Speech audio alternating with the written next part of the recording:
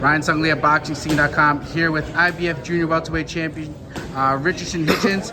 We're here at Media Day ahead of your June 14th title defense against George Kambosos.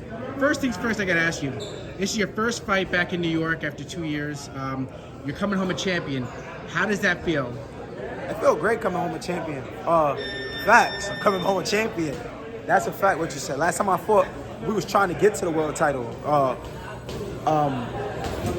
I think John Bozo was my first undefeated fighter, or I think maybe the first or second undefeated fighter, and it was a big platform for me to fight on the Zone, on TV, I think under the Amanda Serrano card. So now to come back 2 years later, everything as planned as the world champion is amazing, and I think that it's just God's plan. I think that I work towards this, I strive towards this. If anybody could do it, everybody would be doing it. So nothing was given to me. I was never a guy I didn't fake it till I made it. I put in the work, and now I'm the guy that's, just be an undefeated world champion coming off his biggest win of his career, and I took the belt from him. So now that I'm an undefeated champion from New York and represent the city, I think that New York boxing is in good hands with me. That's something interesting, because I was talking to Anthony Lever off camera, and we were talking about it, you really are the champion here in New York. New York has always been this popular place for boxing, and now you're sort of the standard bearer because you have a belt.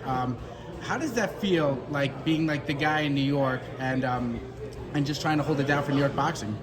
I don't think I'm trying to hold it down. I think I've been holding it down. I was only fighting from New York to even go to the Olympics in 2016, where all these guys was from all different places making it to the Olympic Games.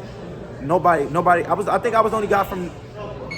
No, me and Shushu Carrington was the only guy from New York to be even in Olympic trials. Yeah. So I've been holding it down for New York since the amateurs, and now as a professional, to be the only world champion from New York, I think that it's New York is one of the places I said before. Nobody get behind you, support you till they see you did it, and it's sad, but it's true. But now that I'm in this position, I think now is the time where the city really embrace me and take me in and really support me. So it's not like they just support a guy that's just any guy or the guy that can't fight. I think I'm one of the most skilled fighters in the sport of boxing. So it's great right now.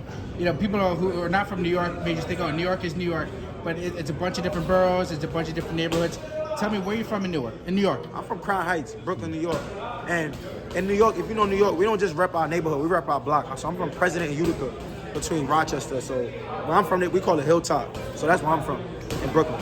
Mm-hmm. How has the neighborhood embraced you since you became champion? Have you gotten to do anything cool with the city?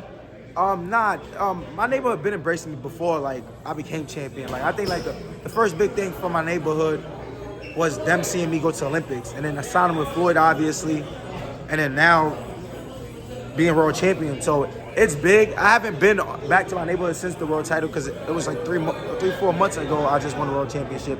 But now it's hot, so I'm gonna be out there, back in my neighborhood, in and out. But now I'm in a different space in my life where I got a lot more obligations, traveling, things to do. So, but where I'm from, everybody's happy, you know what I'm saying? Because we never seen nobody take it to where I made it to. So it's big right now. Mm-hmm. George Kambosos, former world champion, obviously beat Teofimo Lopez in a big upset here in New York.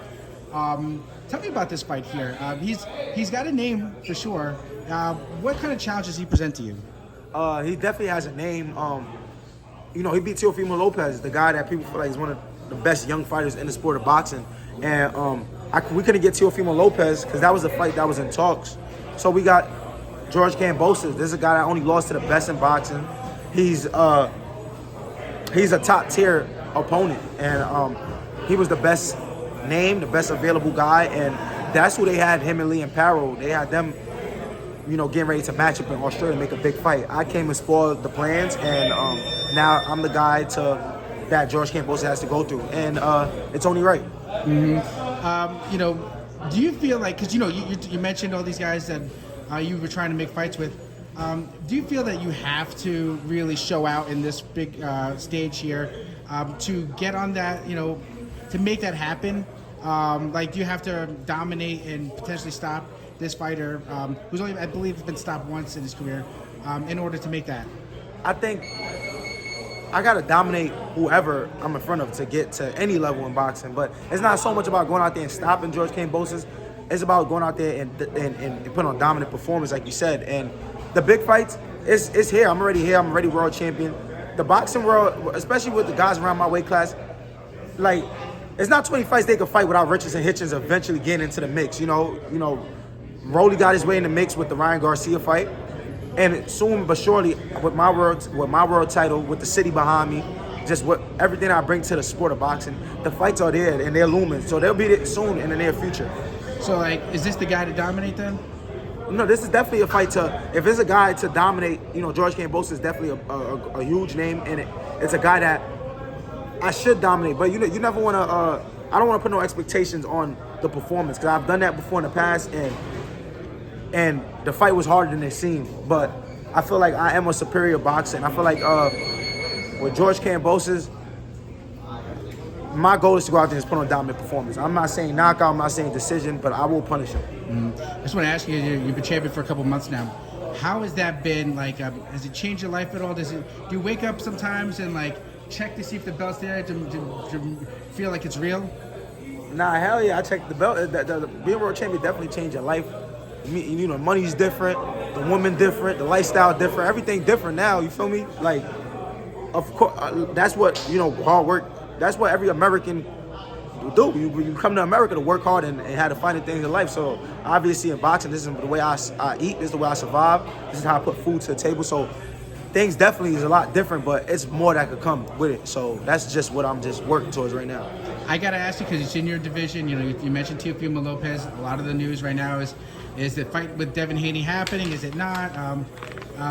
What do you make of, like, all the stuff that's happening where Teofimo is saying, actually, no, the fight's not happening? Some people are trying to say that he's ducking. What do you think? Teofimo's a bozo. He's just fucking up money from his food, his plate, talking crazy about turkey, biting the hand that feeds him. He's crazy, like.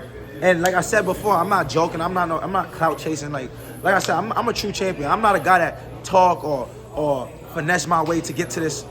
I didn't have Mexico behind me or no shade to anybody, but I didn't have nobody. I had to work hard to get to this position. So if I say what I'm about to say, which is if Teofimo ain't down to fight Devin Haney, after this fight, I'm down to go to Saudi and me and Devin Haney make a big fight happen. I'm not stunting. I'm not talking. I've been calling out Devin Haney before I was world champion. So I don't know what the fuck Teofimo got going on, but I know as far as me, I'm ready to get into the mix. So you don't think it's like he has some strategy? You think he's just, like, messing up? He's a goofy. That's what I'm saying. He's not from New York. Like, you can even hear the way he talk. He's crazy.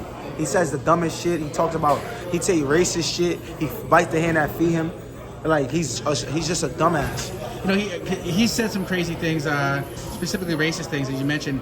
Do you feel he's a racist? Nah, I'm not gonna put that on no man, like, at all and say he's racist or he's not racist. I don't know what him and his dad got going on, and I don't want to get into, like, none of that topic. Understood. And last, just want to ask you, because I talked to Lenny. I was like asking Lenny, hey, what's something that people don't really know about Richardson? That I should ask him about. And he said, I don't really know, but this guy is really funny. Tell me about, like, something that you think people should know about you. I don't know. I think I'm a versatile dude. I'm real outgoing. Obviously the world knows I'm real outspoken. I think I'm more funnier behind cameras because this is more work for me. But just me, just being I have an outgoing personality, and I embrace everybody around me, even the young kids in the gym that's coming up and trying to pursue boxing. I embrace them like they're just like me, and I think that's something that I love about my personality. You know what I'm saying? So I'm just a real humble person, down to earth. A lot of people see me, they think that I'm arrogant, all this, but I'm really not that. I'm a real humble guy, and this is why God have blessed me and put me in the position I'm in.